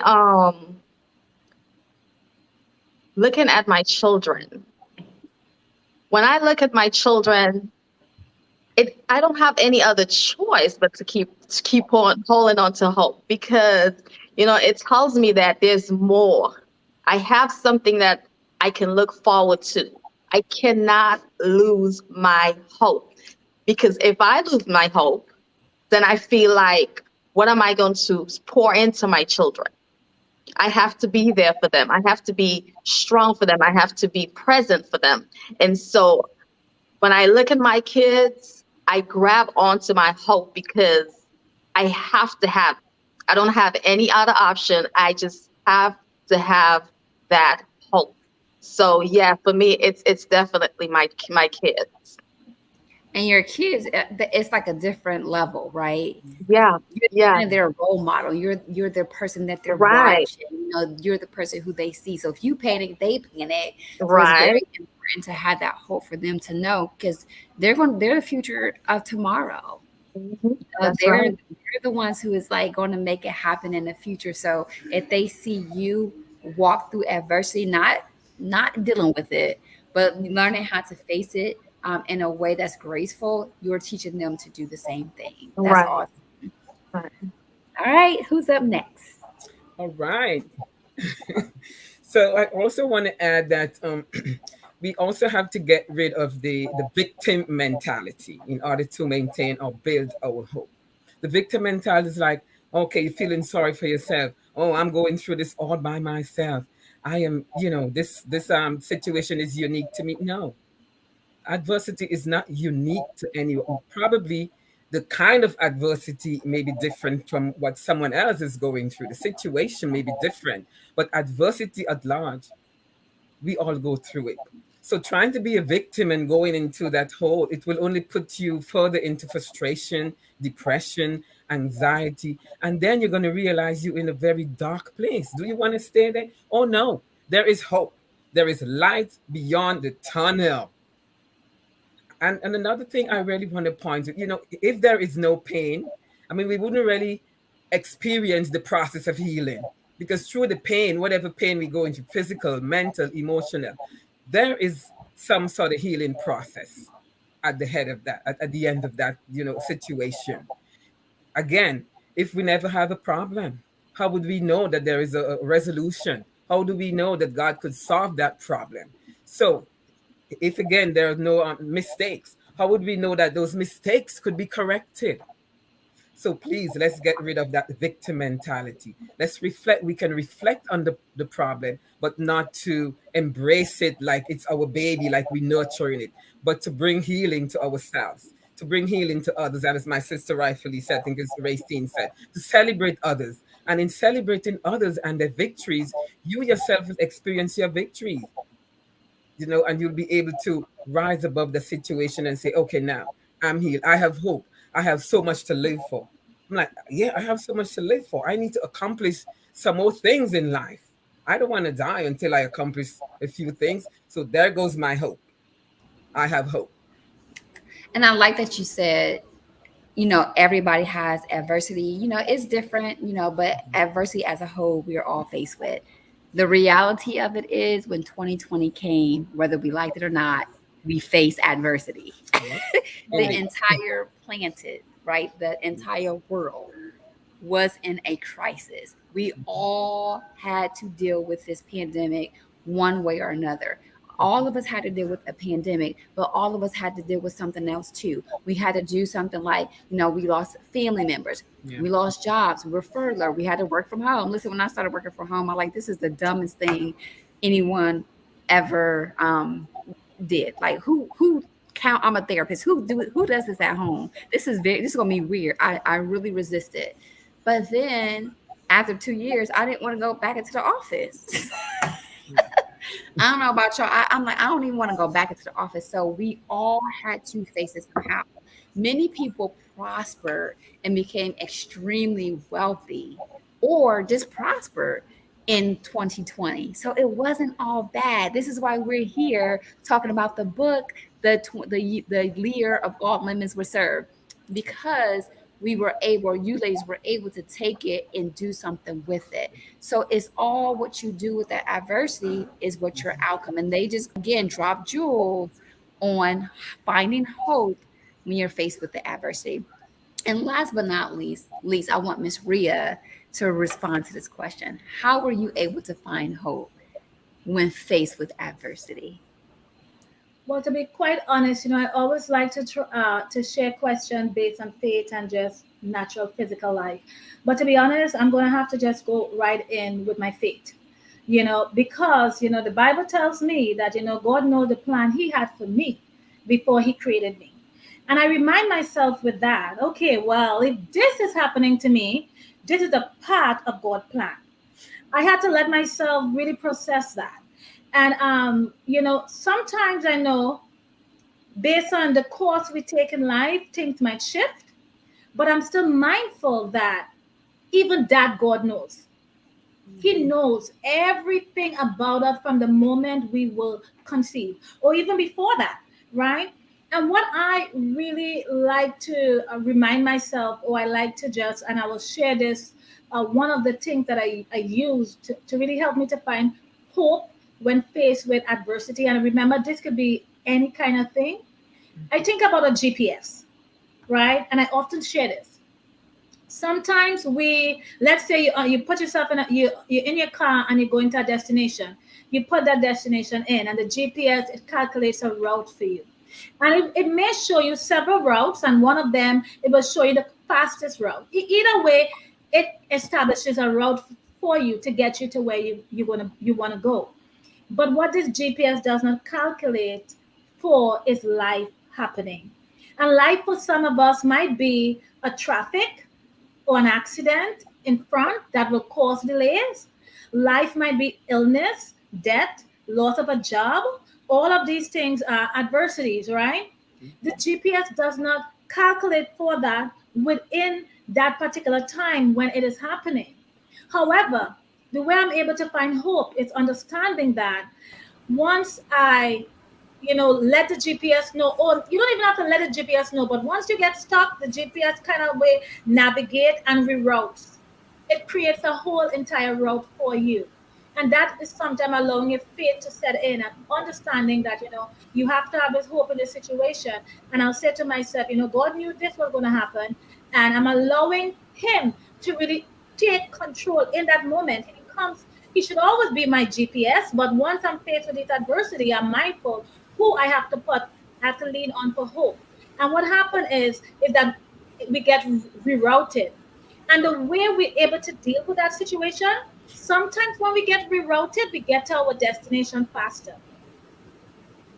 But the catch thing to remember is that I will always get to where I'm going. It's going to be rerouted, and a new route is going to be established, and I'm going to get to my destination. So I'm able to find hope when dealing with adversity by just really empowering myself in the word that God said before He formed me in my mother's womb. He knew me, He knew everything about me. He knew that this was going to happen, whatever it is. And because He knew it, then I'm going to put that faith, I'm going to put that hope in Him. And then I'm going to also allow myself just to think about this analogy about that GPS, knowing that, okay, this is happening now, but for a reason. And I'm going to allow my GPS, which is God, to allow this to take me where He wants me to go. And what I'll do in this space is just have that eyes. I'm just going to let my vision now allow me to see His vision.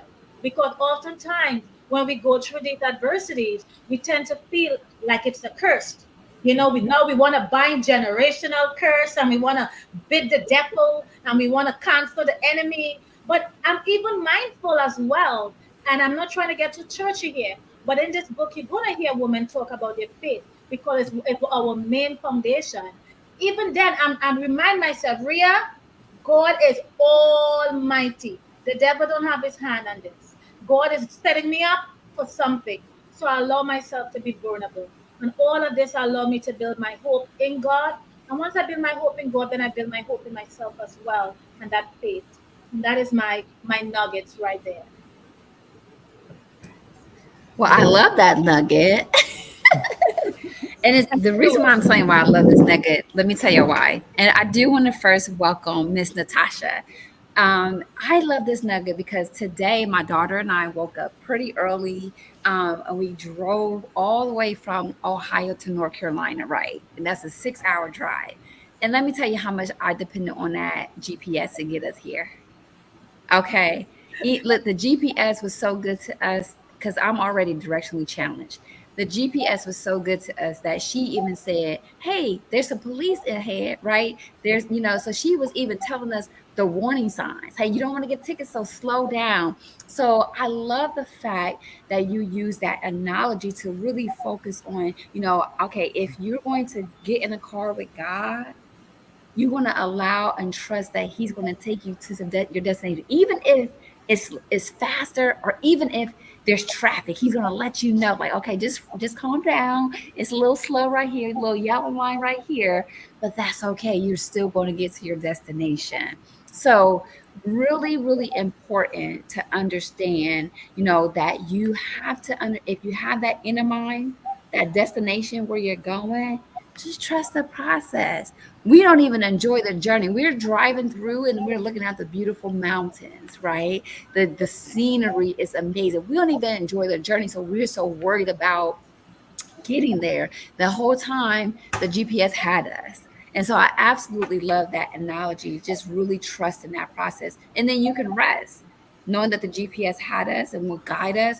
We didn't have to worry about, is this our exit? Is this our stop? Is this where we go?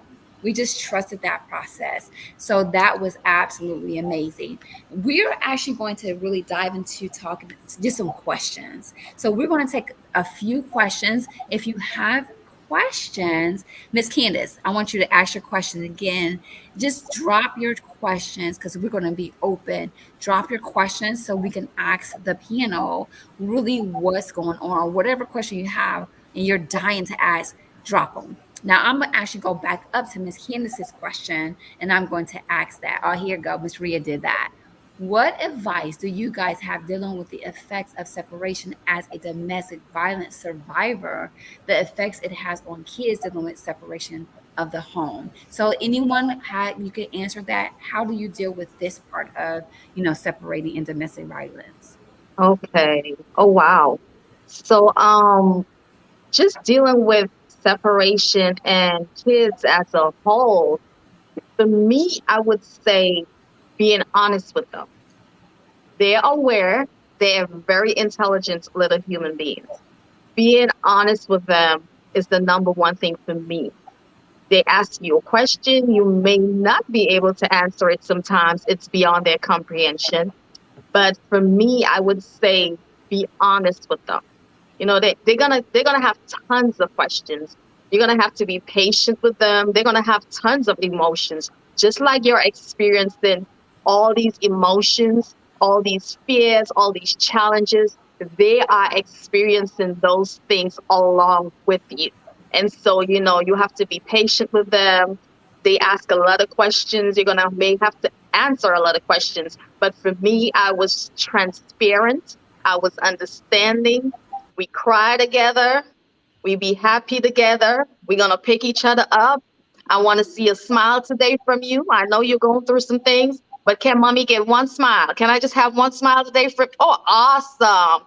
And, so for me, be transparent with them, be honest with them, and just love on them. So that would be my little nugget with separation when it comes to your children. I just want to add to that as well.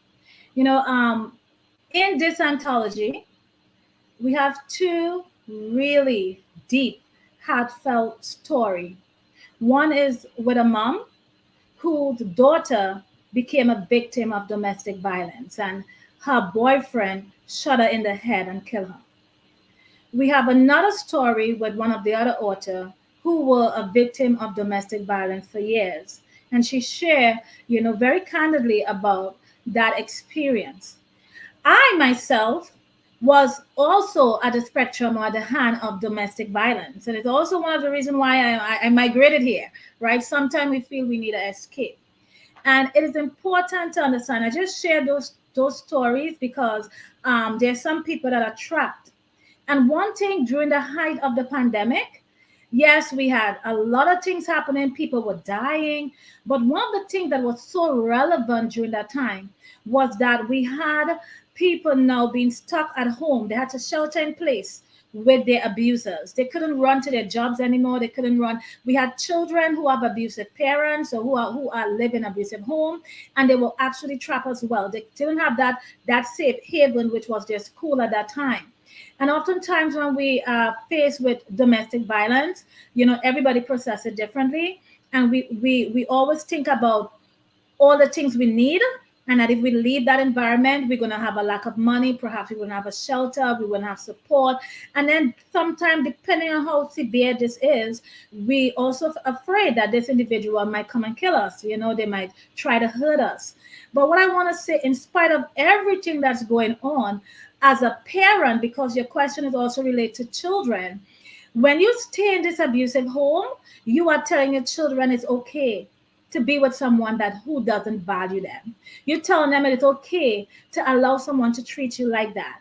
You're telling them it's okay to not be able to find your voice and to be strong. So it's so important that you, as a mom or as a woman, and also men, because there are men that are trapped in also relationship where they are the victim as well. So I don't want to just make it a woman thing, although women are the ones that are higher on the spectrum, right? You have to be able to understand that this is a toxic relationship and it's not going to get any better. It's really not going to. From the moment they raise that hand, they will apologize, they will cry, they will do all those different things, but it's not really going to get any better. And then you have your children. If we listen to what's going on in the news right now, there are so many people so easy to kill their children. I'm tired of it. I'm hearing where men kill their wife, kill their children, mom kill themselves, kill their children. And the underlying thing behind this is domestic violence. So I want to encourage anyone, leave that environment. Life will get hard, but you will get through it. Once you're alive, there's always going to be hope. Remember that your children are being scarred, they're being affected. And sometimes what will happen, you'll have a child who's going to follow in that path, and they're going to find someone, be it a man or a woman, who is going to be doing the exact same thing. They're going to embrace that, and they're going to be doing the exact same thing to them. And that's going to be their norm. We're going to have as well the children who are going to grow up with a deep root hatred for the opposite sex, or lack of trust, bitterness, hurt. They are going to be impacted in that way.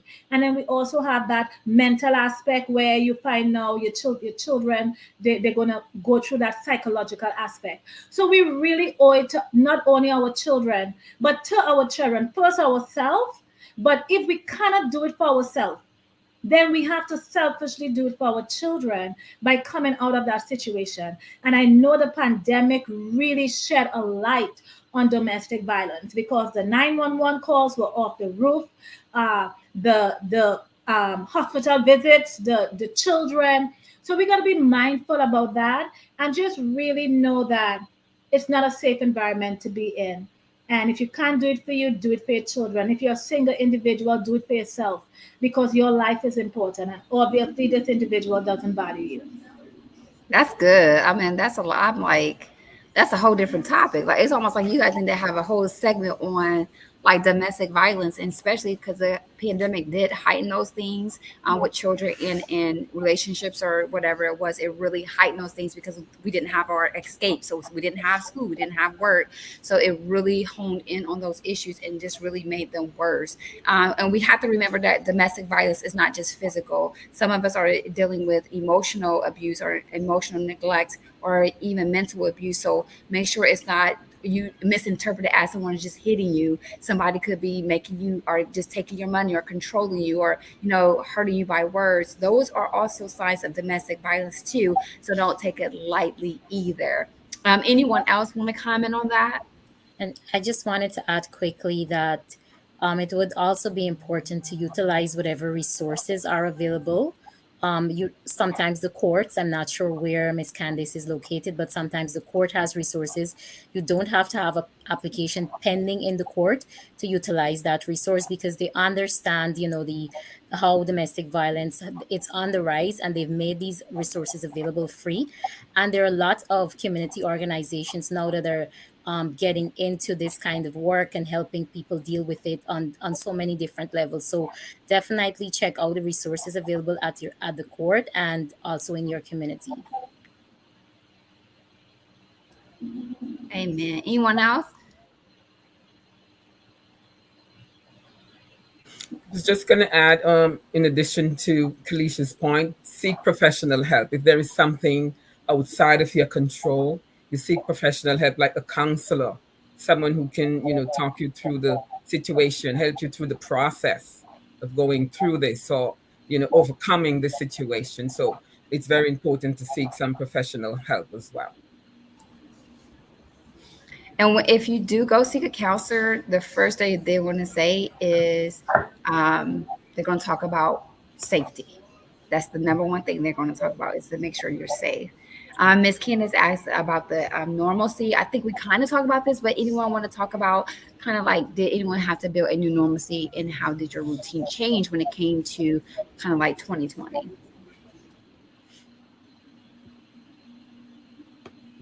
I can start this off. So we all, I'm sure, experience the new normal, as we say, a new normal. Number one, job wise, I had to start to get accustomed with the remote work. I'm like, what? I'm used to being in the office, in a social space, you're communicating with my colleagues on a one-on-one basis in person. And then we had to those were closed, of course, because you're trying to curb the infection rate and so forth. Then we have realized that, okay, you're going to be working from home from March. Like, okay.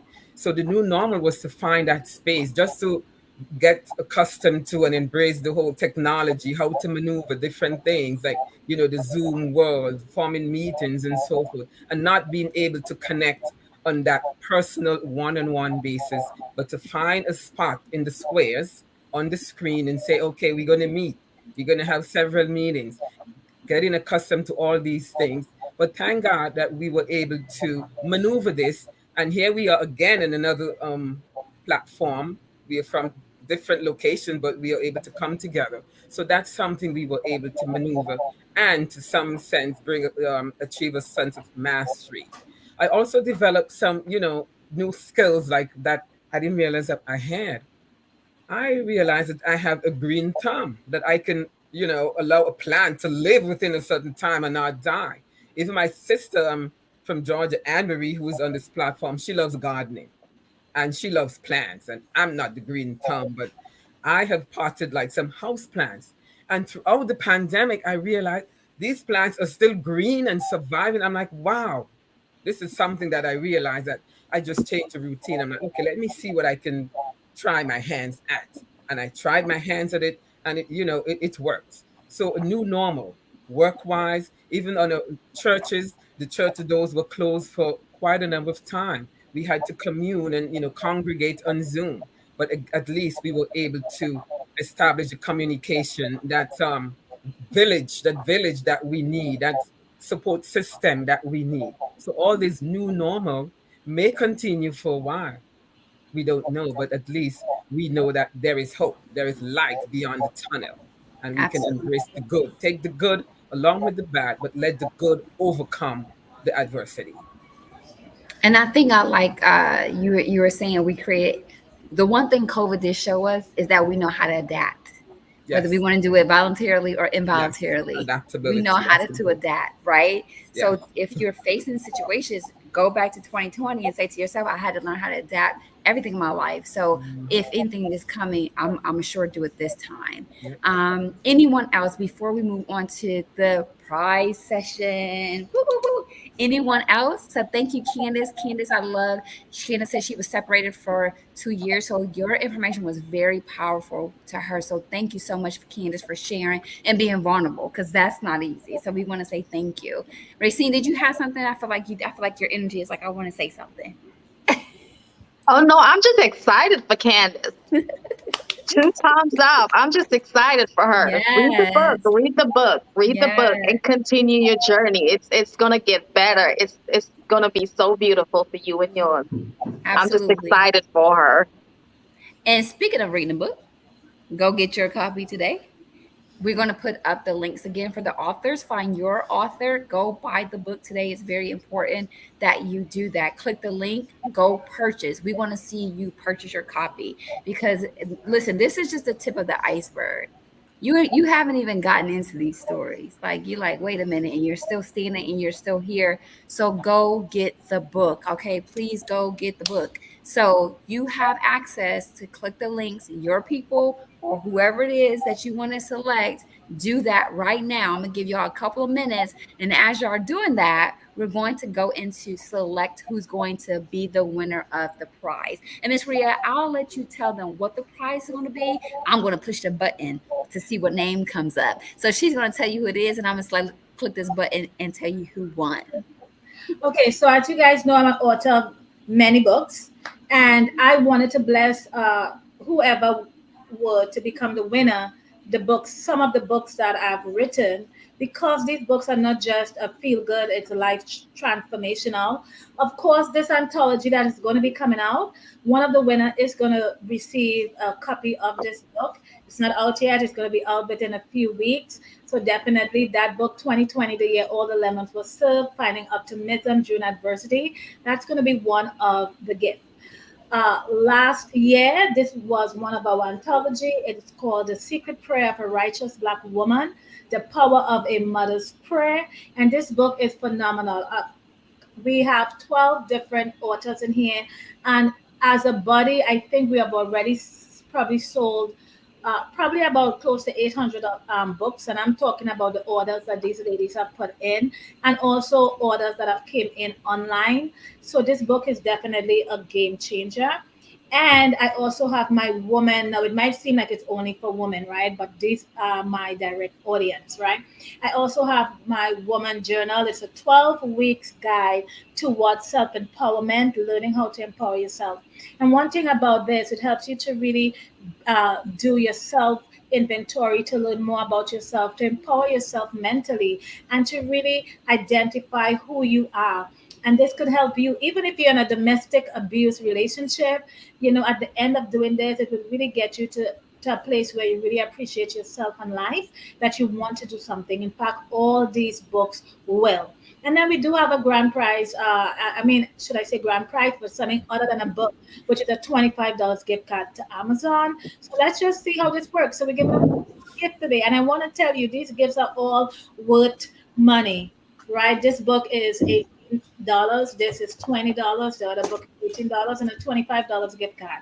So let's see where we go with that today. Who's going to win? I'm ready.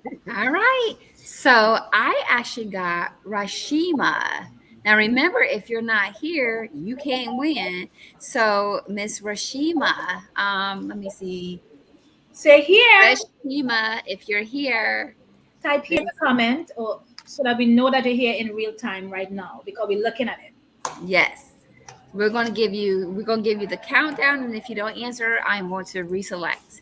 So we're gonna give you 10, 9, 8, 7, 6, 5, 4, 3, 2, 1. Random name getting drawn again.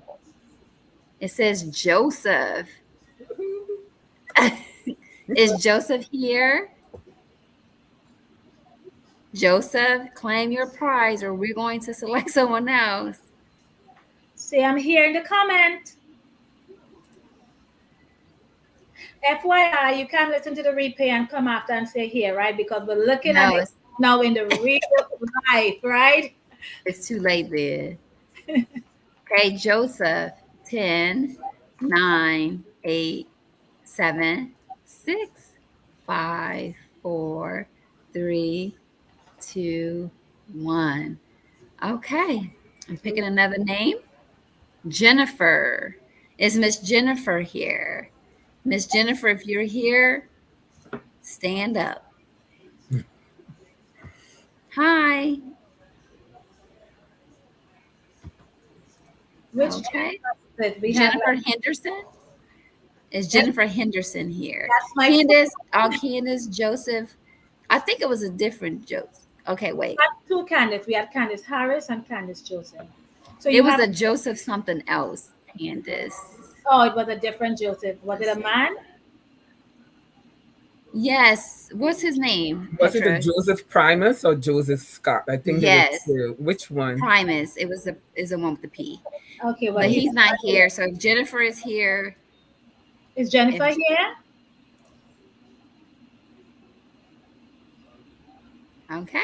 Jennifer, And then a gift. That's my friend. Jennifer, and then finally, I'm gonna do it again. And then we have, oops, I select choose file, not the name. Hold on. Pick a random name. Candace. Okay, Candace. See, you prophesied it. Which Candace? We have Candace Harris and Candace Joseph. Joseph. Yeah.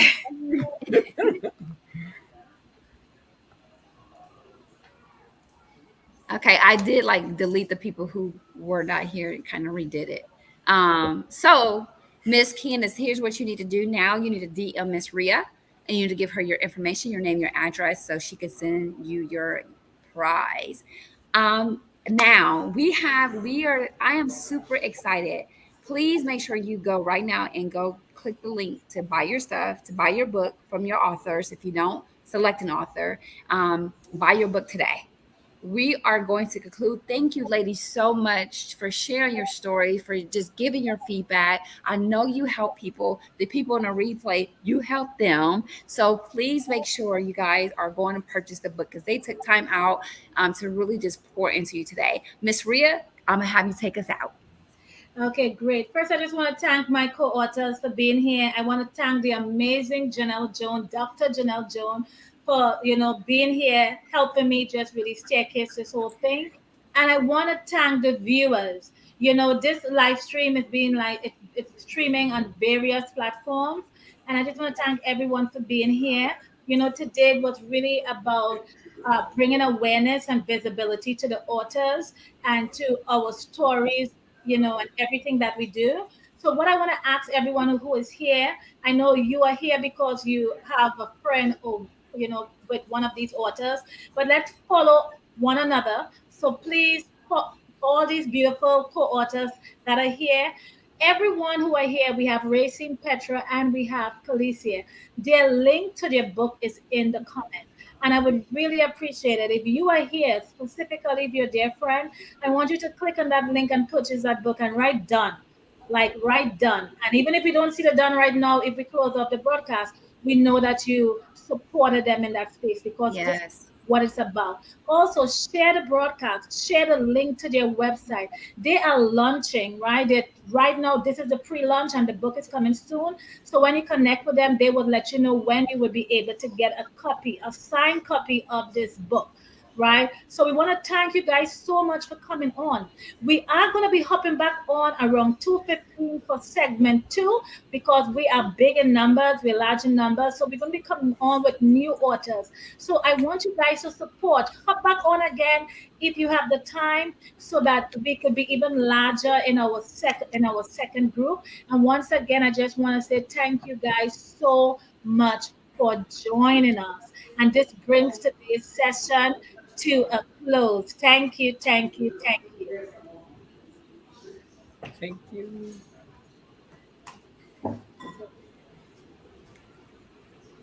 We just show some of these comments or the congratulations. And then with that, I'm going to end this broadcast, guys. Have a wonderful, wonderful, wonderful rest of your day. Yay.